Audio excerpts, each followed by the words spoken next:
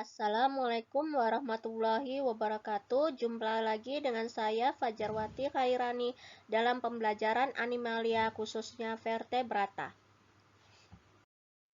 Tujuan pembelajaran kali ini diharapkan kalian mampu mengelompokkan hewan vertebrata ke dalam filum berdasarkan lapisan tubuh, rongga tubuh, simetri tubuh, serta reproduksinya. Kemudian memahami cara reproduksi hewan vertebrata serta manfaat vertebrata dalam kehidupan manusia. Klasifikasinya yaitu pertama chordata.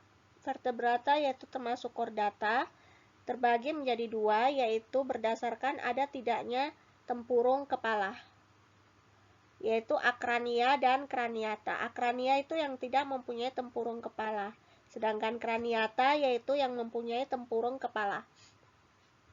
Akrania yaitu contoh dari subfilumnya adalah Hemichordata, Urochordata, dan Cephalochordata. Sedangkan kraniata yaitu vertebrata subfilumnya. Nah, Hemichordata, Urochordata, dan Cephalochordata itu masuk dalam superkelas pertama yaitu Pisces. Sedangkan vertebrata masuk dalam superkelas kedua yaitu Tetrapoda. Pisces contohnya adalah bangsa ikan. Kelasnya adalah Agnatha, Placodermata, Chondroites, dan Osteocytes. Sedangkan tetrapoda artinya itu 4 kaki, tetapi dalam fungsinya nanti akan istilahnya akan mereduksi atau berganti fungsi. Contohnya seperti pada reptil, khususnya ular. Kemudian dan aves, yaitu tungkai depannya akan berfungsi sebagai sayap. Oke, amfibi ini hewan yang hidup, amfi artinya dua, bios artinya hidup, yang dapat hidup di dua alam. Oke, sedangkan mamalia hewan menyusui. Chondroites itu hewan bertulang rawan, Osteocytes yaitu hewan bertulang keras. Ini maksudnya adalah ikan ya. Agnatha itu yang tidak memiliki rahang. Placodermata itu yang bersisik, sisiknya jelas sekali ya. Nah, ini chordata yaitu tali saraf dorsal berongga, celah faring, endostyle, dan ekor berotot yang melewati anus. Akrania atau tidak, kranium itu tempurung kepala. Kraniata yaitu mempunyai kranium. Subfilum Hemichordata, hemi setengah artinya notochord atau chordatanya itu pendek, notochordnya itu pendek. Urochordata yaitu di ekor, notochordnya itu berada di sekitar ekor. Cephalochordata, notochordnya berada di sekitar kepala. Agnatha itu artinya tidak, gnatum artinya rahang, artinya hewan atau dalam hal ini ikan tidak bertulang, tidak mempunyai rahang. Placodermata yaitu bersisik plakoid. Sedangkan Chondroites ikan bertulang rawan termasuk ikan hiu, Osteocytes ikan bertulang keras. Sedangkan superkelas kedua yaitu Tetrapoda tadi ada 4 kaki walaupun nanti dalam fungsinya itu berbeda-beda. Amfibi yaitu amfi dua, bios hidup artinya dapat hidup di dua alam. Reptil hewan melata khususnya pada ular ya. Sedangkan aves hewan unggas atau burung. Mamalia, mamae itu kelenjar susu, berarti hewan yang memiliki kelenjar susu. Ini ibu ambil dari biologihayati.blogspot.com. Contoh dari gambar filum Hemichordata. Oke. Ini contoh dari Urochordata. Kemudian ini contoh dari Cephalochordata.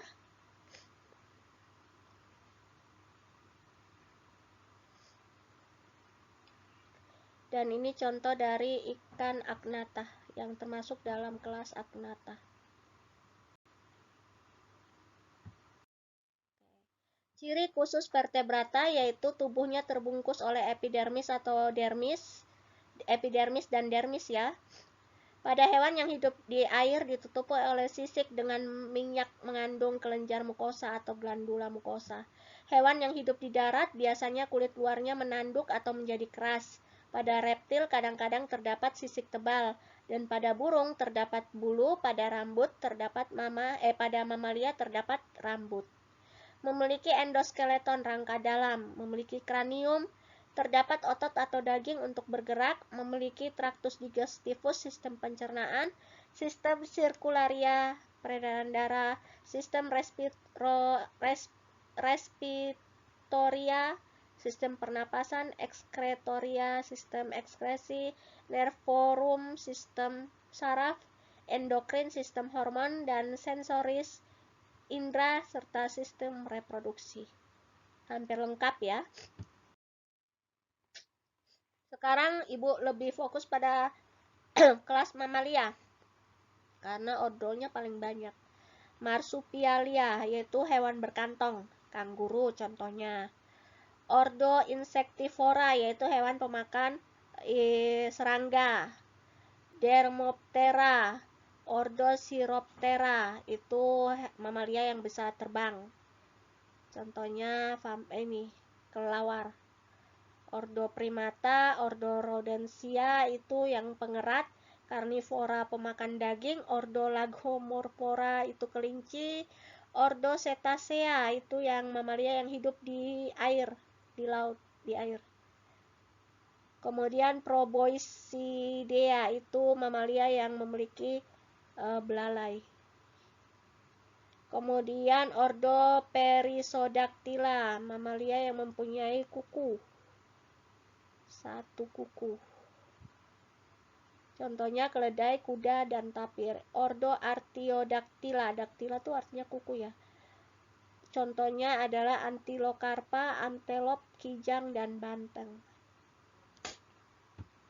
Lebih jelasnya ini ada di sini. Ini adalah kelas Pisces, amfibi, reptil, aves, dan mamalia. Ini Ibu ambil dari Brandly. Kemudian habitat.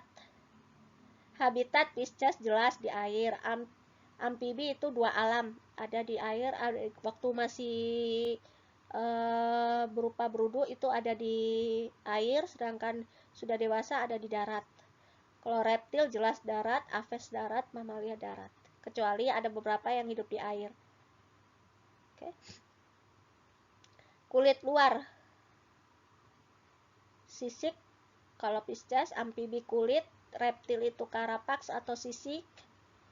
Aves itu namanya bulu, rambut itu pada mamalia. Respirasi Pisces atau ikan itu insang, amfibi itu paru-paru dan kulit atau kulit, reptil itu paru-paru, aves paru-paru, mamalia paru-paru. Alat gerak Pisces itu sirip, amfibi tungkai depan dan belakang. Reptil juga begitu, walaupun nanti pada ular itu tidak ada. Aves itu sayap dan kaki. Mamalia itu kaki.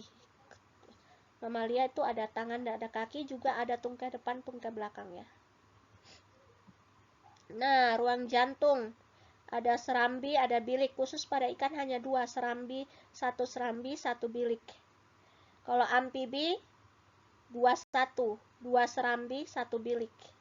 Kalau reptil sudah 4 ya, 2 bilik, 2 serambi, 2 bilik. Aves juga 2 serambi, 2 bilik, walaupun ini kurang sempurna. Kemudian mamalia yang sudah sempurna 2 serambi, 2 bilik. Suhu tubuh pada Pisces yaitu poikilotherms, dan amfibi juga poikilotherms, sedangkan reptil juga poikilotherms.